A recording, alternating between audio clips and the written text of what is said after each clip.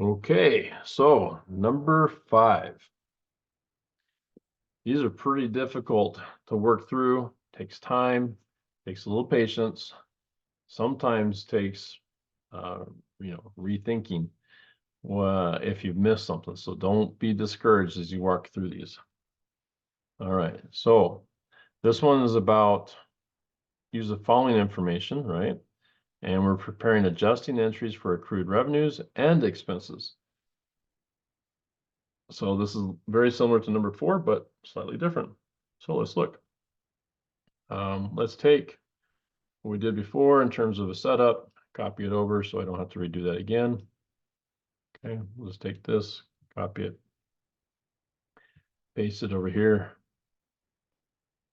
And actually, let's just do this a little differently. Let's delete that. And let's just use what I've already got. We'll move or copy. We'll create a copy. I'm showing you this on purpose. And then we can just take this and delete it.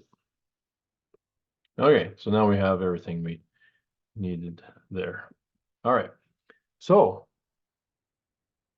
M&R Company provided $2,200 in services to customers in December, which are not yet recorded.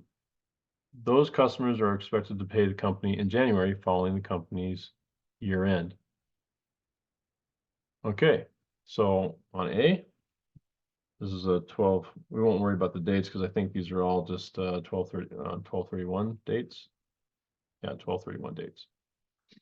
Okay, so let's do account. We're doing services revenue for 2,200, and we're doing unearned revenue. No, we're doing which are not yet recorded. So accounts receivable for 2,200. Could also be unbilled, but unbilled receivables, but we're just going to record it as accounts receivable right now. Okay, and see what transactions or what accounts they have for us to use. Okay, so wages expenses of 1,200 have been incurred but are not paid as of 12/31. So this is wage. Wage. Oh, why does it keep doing this? Wage. There we go. Expense. And that's for 1,200. And this is wage payable for 2,200. Okay, C. M&R Company has a $5,200 bank loan and has incurred but not recorded 8% interest of $416 for the year ended December 31st. The company will pay the $416 interest in cash on January 2nd. All right, so this one's just going to be interest expense for 416 and interest payable for 416. Now you take out the italics on this. There we go. Okay, on D, M&R Company hired a firm that provided lawn services during December for $520. M&R will pay for December lawn services on January 15th. Okay.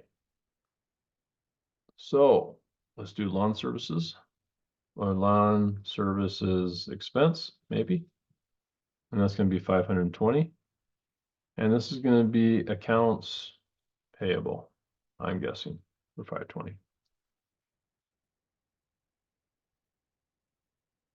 Okay. E. And then our company has earned $220 in interest revenue from investments for the year ended. The interest revenue will be received. Okay. So interest revenue. Ooh, this is going to be a little backwards. So interest receivable. is going to be the debit. And interest revenue. Is that right? Oh, I just realized I got the other one wrong. So interest receivable is 220 and this is 220, which just reminded me that this one up here I got backwards. I was thinking. So we want receivable as a debit because that increases it, services revenue as a credit because that increases services for A. All right. Now F, we're going to do salaries expense of 920 have been earned by supervisors but not paid as of December 31st. So we've got a salaries expense.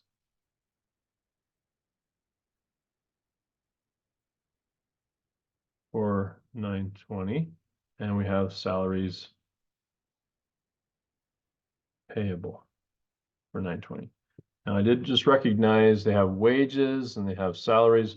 I'm not sure if they're going to have different accounts for these, but we'll check. So now it's just saying prepare year-end journal entries. Okay, easy enough. So this one was accounts receivable for 2,200 and services revenue for 2,200. 2 was wages expense for 1,200 and wage payable.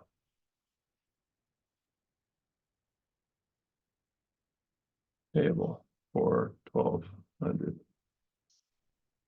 3 is interest.